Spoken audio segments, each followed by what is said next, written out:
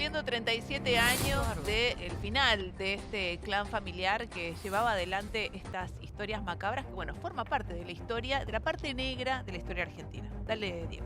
Exactamente, Cari. Bueno, una historia con protagonistas. El principal, el que hablaba recién, con Facundo Pastor. Arquímedes Pucho, ¿no? Que en paz descanse. Nadie para llevar el cajón de Arquímedes en su entierro. Evidentemente no tenía amigos, pero algo sí de dinero que nunca apareció y que habrá utilizado, como decía él, para que lo traten bien dentro de la cárcel. ¿Qué decía Arquímedes? Bueno, tenía el sueño, lógicamente, de instalarse en lo que era San Isidro, ¿no? En el corazón de San Isidro, en la calle Martín y Omar.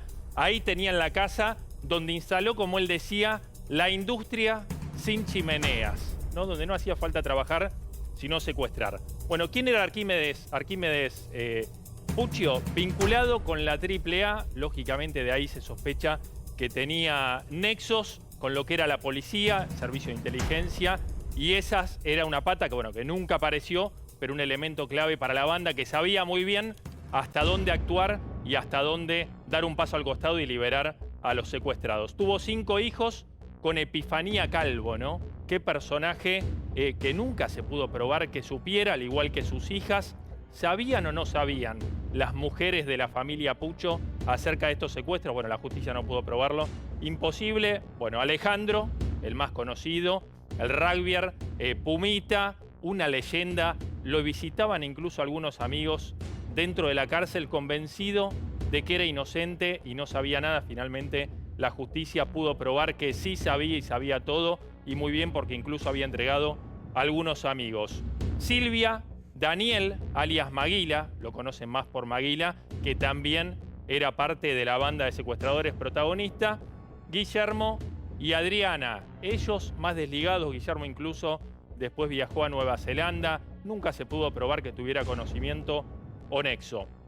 En diciembre del 95, condenado a reclusión perpetua por los secuestros de Aulet Naum Manuquian, todos ellos asesinados, y de Bollini de Prado, la única mujer, esta señora que estaba secuestrada, y cuando caen los Pucho, bueno, logran liberarla después de permanecer 32 días cautivo en la casa de los Pucho. Muere finalmente el 4 de mayo de 2013 en General Pico La Pampa por una ACV, y como les decía, nadie reclamó los restos de Arquímedes y no había, de las manijas del cajón, no había manos suficientes para llevarlo, tuvieron que hacerlo los empleados del cementerio. Pasamos a la próxima, que tiene que ver lógicamente con Alejandro, el rugbyer, el más conocido, wing del Casi y de los Pumas. Bueno, un verdadero talento. De no haber sido por su padre que lo convenció de hacer estos secuestros, seguramente hubiese terminado jugando en los Pumas y hubiese sido leyenda. Estudió psicología, actuó como entregador en el secuestro de su amigo Manuquian. Sabemos, ahora vamos a ver uno por uno, cómo eran los secuestros y a quienes secuestraban, pero toda gente de alta clase, empresarios de mucho dinero. Tuvo reclusión perpetua también y salió en libertad en 2007, y en 2008 murió. ¿Se acuerdan? Tuvo un intento de suicidio, bueno, un episodio de la vida real impactante, pero bien recreado tanto en la serie como en la película, donde en pleno tribunales se tira en el patio central. Un intento de suicidio, lógicamente. Tiene la desgracia de sobrevivir y finalmente padeció muchas secuelas en su cuerpo y por eso termina muriendo. Daniel Maguila, el hermano de Alejandro, bueno, otra de las ovejas negras de esta familia, que para Arquímedes eran su verdadero orgullo. Jugador del Casi también, era rugbyer, estuvo preso 2 años y medio hasta 1988 y fue liberado, ¿por qué? Por el tiempo transcurrido sin recibir sentencia. Salió libre, pero en el 99, como pasa en la justicia, recibió una pena de 13 años de cárcel por el secuestro de Bollini de Prado, una condena que jamás cumplió. ¿Por qué? Porque permaneció prófugo en Nueva Zelanda y Brasil. Este es el que cayó en 2019 en Brasil por tener un documento, un pasaporte falso, lo cual hace reavivar el tema, bueno, un poco en paralelo con el estreno tanto de la serie como de la película. No, y además, paradero desconocido. Diego, secuestros de gente conocida. Digo, secuestraban amigos, hijos de amigos, compañeros de radio. Unos hijos de puta del padre hasta el último. Pero Sí. se De insultó. lo peor. Sí. Haber entregado Terrible. amigos, haber transado con gente del afecto, de la Por confianza, favor. es de lo peor. De lo Total. peor que podamos imaginar, por más que lo quieran argumentar. Bueno. Un justificar. excelente ejemplo del famoso las apariencias engañan. Ay, por Dios. Era una familia tradicional de dedicaban San Isidro. Sin Justamente embargo, a eso. fíjate vos que tenían gente secuestrada, Conocidos, conocidos, confianza. Porque se dedicaban Lo máximo justamente de la a la crueldad. apariencia. Es lo que vos decís. Ellos se dedicaban, a ver, en San Isidro es una leyenda, la casa está intacta. Sí. Nadie No la se quiere anima a nadie, acercarse claro. Después les siquiera. voy a contar ¿Sabés qué hasta pasó lo que con hacían esa con la casa. alfalfa? ¿Sí? Ponían fardos de alfalfa y detrás un ventilador para que con el ventilador el aroma de la alfalfa hiciera creer como que estaban en el medio del campo. Claro, Porque exactamente. estaban digamos, en el círculo con posibilidad que allanaran y buscaran por ahí a alguno de los secuestrados. Y quizá ahora tengamos algunas imágenes de dentro de la casa, podríamos buscarlo, están, algunas imágenes se filtraron, aunque la casa sigue a nombre de Epifanía, la Ah. mujer de Arquímedes, y se alquila. Bueno, Sí. una misteriosa persona es la que Tío, alquila las la mujeres casa, se cambiaron los pero con una apellidos. cláusula de confidencia y está prohibido sacar fotos y obviamente grabar videos Qué oscuro. dentro de la Epifanías- casa del horror. Diego, ¿Epifanía sigue viva? Epifanía sigue viva. Sí, y la- Epifanía sigue viva. Una de sus hijas, si no me equivoco, Adriana, sigue viviendo en San Isidro y de hecho trabaja en una casa. ¿No se cambió el vinculada a la apellido? náutica. ¿No se cambió el apellido? Y se Cambiaron cambió el a Calvo, se apellido. pusieron el Sí. apellido de la madre. Se cambió el porque apellido, lógicamente. no El poder apellido ser- Pucho es Muy Un fuerte. apellido. más que mala palabra, no es Ahora, palabra, Olvídate. es un apellido. Bueno, A mí lo que me suena impresionó en su inevitablemente así. momento, cuando yo era chica, es lo que decía Cari, las apariencias. Había gente todavía en el Club Atlético San Isidro, reconocido club, Sí. justo a pocas cuadras de la casa de Martiño Mar de ellos, pleno San Isidro. O sea, No, además. Sí, sí. de la- yo quiero- no del centro, pero que había todavía gente adentro del casi que por lo bajo les creía. Ah, Esto no puede ser. claro, que no bueno, querés por eso la creer, ¿eh? Claro, Bueno. es esto que dice No Débora. querés creer. Semejante espanto, no lo Claro. querés creer. Claro, pero Bueno, al bueno, principio costó lo- un montón. Lo más Qué horror. distintivo de todo esto es que un loco que pueda llegar a cometer semejantes aberraciones puede haber. Pero una familia. Es que no que eres un todos loco, estén en Lucas. No, bueno, un Ahí psicópata, sos un un asesino. enfermo, sí. Pero digo, toda una familia involucrada con la misma patología no debe ser común en el mundo. Debe haber, por supuesto, casos, ¿no? Bueno, pero Arrastrar a tus hijos también al delito. hijos de ese matrimonio, digamos, o de ese padre, bueno, son fruto de eso, Son ¿no? fruto de- El árbol no cae tan, el fruto no cae tan lejos del árbol, dicen. Dale, La continúa. mujer de Arquímedes, la madre de estos chicos, fue investigada por la justicia junto a una de sus hijas, porque estaban en la casa, pero la justicia no pudo probar que ellas verdaderamente supieran acerca de esto, o sea, que mínimamente fueran cómplices, por eso fueron puestas en libertad y hoy están circulando, mientras lógicamente los familiares de las víctimas al día de hoy tienen que sufrir esto porque es remover un poco esa tragedia. Bueno, el cuarto, había más integrantes, había 4 más, pero vamos a este que es el más importante y después nos metemos en los secuestros. Guillermo Fernández Laborda era la mano derecha de Arquímedes. Con él hizo un pacto de silencio en la esquina de la casa donde Arquímedes, a modo de pantalla, tenía una roticería para los vecinos, los atendía muy bien, dicen que cocinaba muy bien, no así a los secuestrados, ¿no? Que les daba un arroz con pollo pésimo al arroz pasado. Bueno, ahí hicieron el pacto de silencio en la esquina, acá no se dice nada, hasta que, ya lo vamos a ver en la caída, claro, repartieron mal el botín y Arquímedes se quedó con lo que no se tenía que quedar y a partir de ahí Fernández Laborda lo manda al frente. Bueno, confesó haber asesinado a Manuquian y a Nahum y por eso fue sentenciado a prisión perpetua y tras salir libre cayó otra vez por estafa. Vive en Devoto, pero no en el lindo barrio donde vivo yo, sino adentro de la cárcel, de donde nunca debería haber salido. Bueno, los secuestros. Ricardo Manuquian, hijo del dueño, todos, obviamente hijos de empresarios o empresarios ellos, hijos de dueños de supermercados, en este caso del reconocido Tanti, asesinado con 3 disparos en la cabeza y su cuerpo arrojado al río cerca de Escobar. Era amigo de Alejandro, este no es un dato menor, para entender cómo funcionaba la banda, y la familia había pagado $500.000 de rescate. $500.000 de rescate y ya vamos a contar qué pasó con el botín. Este dato, era amigo de Alejandro, ¿no?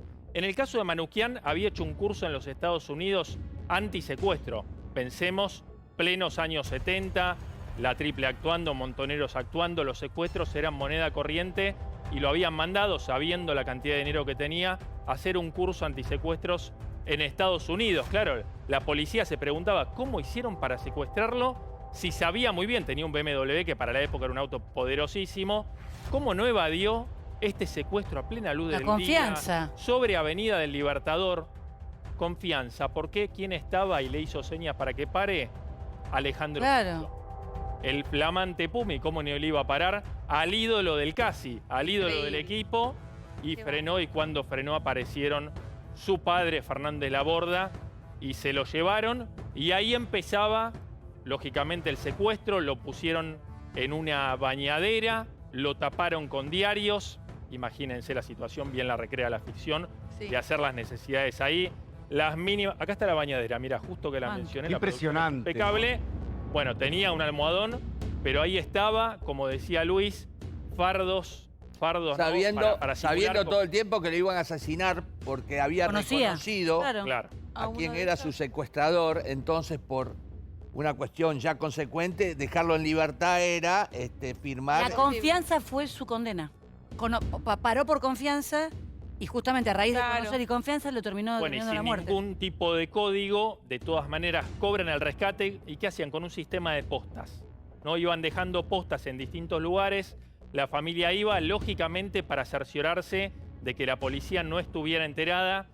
Lógicamente que tenía, la banda Pucho tenía fuentes dentro de la policía que le indicaba muy bien cuándo habían sido delatados, cuándo la familia se había comunicado o no con las autoridades, y el que llamaba era el propio Arquímedes, que tenía una sangre fría, como bien se veía ahí en la nota con Facundo Pastor, una sangre fría para hablar y para negociar, que lógicamente pónganse en el lugar de las familias que al día de hoy siguen penando y, bueno, hay que decirlo, festejaron la muerte No. de estos seres siniestros Sí, sí. que mataron a jóvenes, porque en el caso de Manukyan tenía apenas 24 años, Qué horror. recién casado, tenía hijos, una vida por delante, y sin embargo a los Puchos poco le importaba. Eduardo Aulet, ingeniero industrial, el segundo secuestro fue el 5 de mayo del 83. Fueron 2 años sangrientos en los que la banda Pucho hizo desastres. El caso de Aulet, jugaba al rugby, siempre venían de ahí, información privilegiada del propio Alejandro, que conocía a los propios y conocía a los rivales y sabía en los terceros tiempos quién tenía plata y quién no. Y a partir de eso los delataba. Club Pueyrredón Rugby, asesinado, esto es tremendo, asesinado en General Rodríguez. El entregador fue Gustavo Contepomi, ¿no? Contepomi también, bueno, un apellido asociado Sí. al rugby, al mundo del rugby, nada que ver con el periodista ni con el jugador. Este fue el entregador. La familia había pagado $150.000 de rescate, que hay que multiplicarlo a guita de hoy por 4. Entonces, hasta ahora llevamos como $1,500,000 de un botín que nunca apareció, y en el caso de Eduardo Aulet, cobraron el rescate y lo mataron igual. Y el cuerpo la familia recién lo encontró 2 años después en General Rodríguez, en un descampado. Cuánta crueldad, Dios santo. No, ¿no? Digo, Dios digo a la mío. producción que Epifanía se mudó, me dice la producción de Secretos Verdaderos, Epifanía a un departamento en la zona de San Telmo, y hay imágenes de Secretos que la encontró. Ah, es creo que es verdad. Sí, la sí, última sí. imagen. En la vereda creo que la habían encontrado. ella Fueron los saliendo. únicos que encontraron el edificio, justamente, y además fue mostrado, no solo el edificio. Sí. Qué bárbaro. Mirá la situación en la que tenían que permanecer los secuestrados, ¿no? Todas paredes con diarios, casi a modo de una, lógicamente para que no reconozcan el día de mañana El lugar. el lugar, pero también como un modo de tortura psicológica, ¿no? Sí. Que tenían para someter a los secuestrados y que ni se les ocurriera. Ahora, Diego, el reaccionar. lugar en donde vivían los secuestrados, ¿estaba acustizado, aislado Sí, en la misma sonoramente? casa, abajo estaban, en Era- la misma casa. Para llegar al sótano vos Claro. entrabas, cruzabas un patio y bajabas 18 escalones, y ahí te encontrabas, vos decís, con un baño, no, te encontrabas con una bodega con 500 botellas de vino. Tenían una cava con 500 botellas de vino. Nunca te ibas a imaginar que atrás de eso estaba esta bañadera, fardos, como decía Luis, un ventilador para hacer ruido y también para mantener ¿Podía sometida a esta gente. existir la posibilidad de que esa mujer, Epifanía, y sus hijas Ay, cuesta creerlo. supieran que ahí abajo había gente Bueno, esa será secuestrada? la eterna incógnita, ¿no? De Cuesta saber creer. si ellas sabían o no de la existencia de ese cautiverio, ¿no? De esas Claro. personas que Digo, tenían yo que te estar- les pregunto algo a ustedes. En sus casas, ¿ustedes no tienen movimiento total de tu casa? Sí, por supuesto. No hay manera de que no sepas. No hay Claro. manera. Pero no solo eso, ¿quién, digamos, preparaba la comida? Claro. Claro. La roticería, arroz con pollo. arroz con pollo. Ese Por era eso el te digo. menú que le daban, que para las condiciones en las que estaban. Quizás puede ser que había hayan que estado agradecer. obligada, amenazada, lo que vos quieras. Sometida, pero... Sí. Pero, pero, o sea, a ver, No. no podía ser que ni ella ni la hija no supieran. Bueno, en el caso de Eduardo Aulet, lo cual es más desesperante, no lo pusieron en la bañadera que veíamos recién, sino que lo encerraron en un placar con la desgracia, desgracia sobre desgracia, de que era claustrofóbico. Pobre hombre. Pónganse en la situación, bueno, por eso lo terminan matando, porque no lo podían Controlar. Los gritos, está bien que Calmar. estaba acustizado el lugar, el ventilador ayudaba, pero los gritos se escuchaban Ay, Dios santo. y tomaron la decisión a sangre fría de matarlo. Mira, esta era la casa, ¿no? Que bien recrea también la ficción. Bueno, una casa con sillones ampulosos, bien de los 80, Chesterfield. arañas, había esculturas. Bueno, vos entrabas a la casa, iban los compañeritos de Alejandro Pucho, los amigos, ¿no? Sí. Porque era un adolescente de, 18 años tenía en ese momento, y entraban a la casa y jamás iban a imaginar Lo que en los pasaba abajo. sótanos Aquí abajo. ocurrían los horrores que ocurrían. Estas fotos, bueno, lógicamente que son del allanamiento, y acá está el desorden, ¿no? En este lugar, bueno, acá vemos, ¿no? La clara señal de que es el sótano. Mira, acá está la La bodega. Sí. Era como una estantería, ¿no? Ajá. De vinos, y en este pequeño lugar, bueno, había un baño, en ese baño estaba la bañadera, y ahí era donde estaban encadenados. Ahora, estas personas que mataban, la única parte de la historia que nunca me quedó muy clara, ¿dónde los enterraban? No los enterraban. Los tiraban uno al lo río. tiraron al Tiraban al río, al otro en un descampado de General Rodríguez, y otros tuvieron la suerte de ser liberados. Diego, Ser liberados. Pero dada la desprolijidad, porque a ver, Alejandro Pucho era un pibe que jugaba al rugby, No, que no, entrenaba todo el día, no era una persona entrenada para secuestrar a nadie. Claro. En algún punto la inteligencia justamente le fallaba y se terminaban delatando. En ese momento había que tomar la decisión. Era Arquímedes el que tomaba la decisión, y muchas veces Fernández Laborda el que terminaba ejecutando por haber sido más cercano al manejo de armas. te quería preguntar en qué distancia de tiempo se daban los secuestros. O sea, una vez que terminaba uno de los planes, ¿cuánto tiempo Mirá. tardaban en rearmar el otro y volver a dar el batacazo? Mira, el primer secuestro, el de Manuquian, que repasamos recién, fue el 22 de julio del 82. A ese le sigue el de Eduardo Aulet, que fue menos de un año después, el 5 de mayo del 83. Y seguimos la línea, Emilio Naum, es el tercero, tengo la fecha exacta, 22 de junio del 84. Casi uno por año, ¿no? Claro, Y porque ahora- con el botín, Casi exacta la metodología. claro, con el Ahora, botín que iban captando, claro, iban eso- viviendo, ¿no? Mi pregunta era, ¿qué hicieron con semejante botín? Lo gastaban. Bueno, hay Lo respuestas, a ver, hay hipótesis Ajá. de qué hicieron. Una de las teorías es que ese dinero estaría en cuentas o invertido en campos en el Uruguay. Otra parte habría sido invertida en campos en San Luis. Pero claro, No, pero es pará, una también es historia no cierto, cerrada. también es cierto que para este tipo de movimientos siempre cuentan, yo no tengo ni idea, chicos, imagínate, en mi vida cometí un delito, pero necesitas dinero para toda una Para la logística, inteligencia para la y- inteligencia claro. para poder realizar. Así que me imagino que una parte la destinarían a la No, y las inteligencia complicidades y los en silencios. áreas, en áreas policiales donde te pasaban Claro. información Todo que se datos paga. llegaban, evidentemente eso es Mirá, O pago. sea, una Mirá parte la- sería eso y otra parte se la gastaría. ¿Querés ver lo frío que era Arquímedes Pucho? Creo que en este caso queda bien evidenciado. Emilio Naum, hasta acá, bueno, dueño de las tiendas McTaylor, una tienda de trajes Sí, conocida. muy reconocida de la época. Hasta acá era un secuestro más, digo, en la línea de los secuestros que tenían, que eran empresarios o hijos de empresarios. Se resistió al secuestro Libertador y Tagle. En Libertador y Tagle, a plena hora a plena luz del día, le cruzan un auto y lo intentan secuestrar, siempre con el mismo pretexto, con un conocido de por medio. Frena el conocido, pero atrás venía la banda, obviamente armada. No, en este caso era distinto. En este caso le pide a Arquímedes y su secuaz Fernández Laborda que lo lleve en el auto. Claro, dice, ¿cómo no lo voy a...? Lo para en el medio del camino Claro. y le hace dedo. Lo sube al auto y cuando lo sube al auto, cruza palabra y le dice, bueno, acá tenemos que resolver algo, vos quedate quieto y no hables, y saca el arma. Cuando saca el arma, pese a que lo conocía, claro, identificó la situación enseguida y reaccionó. Cuando reaccionó hubo un forcejeo y Fernández Laborda, el secuaz de Arquímedes, le tira y lo mata. Sí. ¿Qué pasa? Claro, era un crimen, bueno, queda como un intento de secuestro o un intento de robo. Tiempo después, a los meses, el propio Arquímedes llama a la mujer de Nahum para inventarle a la mujer que Nahum le debía plata a él. Que le había prestado un dinero, que le debía... O sea, no le salió bien el secuestro, no la ganó por el secuestro e inventó que le debía plata. ¿La Y cobró? se hizo como de $200.000, que a plata de hoy son como $600.000. Bueno, la caída, ¿no? Podemos pasar a la caída para entender, bueno, cómo termina esta banda en el barrio de Floresta, muy lejos de San Isidro, por este sistema de postas que tenían. Bueno, los encuentran. ¿Y qué fue? Ahí, bueno, los increpan. A ver, locuras como que Alejandro Puccio dijo que de ningún modo la policía podía ir a su casa porque él había puesto dinamita dentro.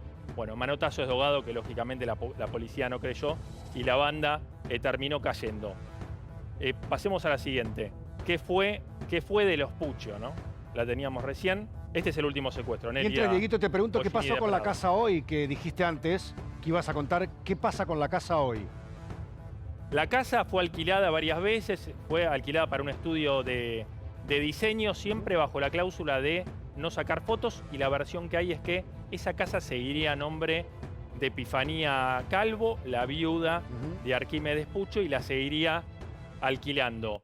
¿Qué fue de la vida del clan, no? Después de haber caído preso en el barrio de Floresta, a pesar de haber sido condenado en el caso de Arquímedes a reclusión perpetua más accesoria por tiempo indeterminado, fue beneficiado por el 2x1 y recuperó su libertad.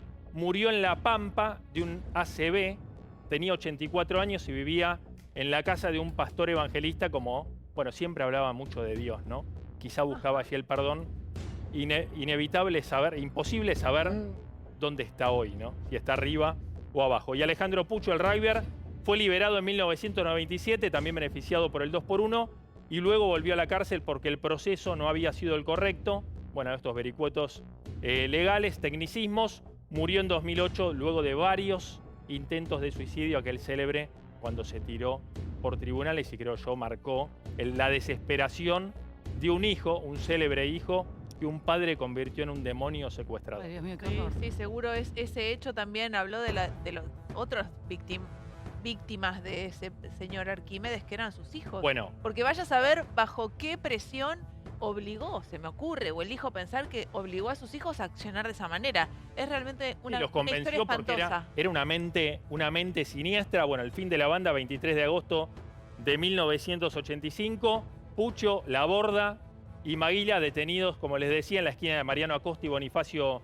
del Carril en Floresta. Los secuestradores buscaban en ese momento dejar una prueba de vida, que era una carta con letras escritas con letras del diario Crónica, letras de molde del diario Crónica, para después pasar las postas y cobrar el rescate. Bueno, no llegaron porque la policía los venía investigando, le había hecho escuchas, Qué espanto. y allí caen los Puccio después de haber hecho un descalabro.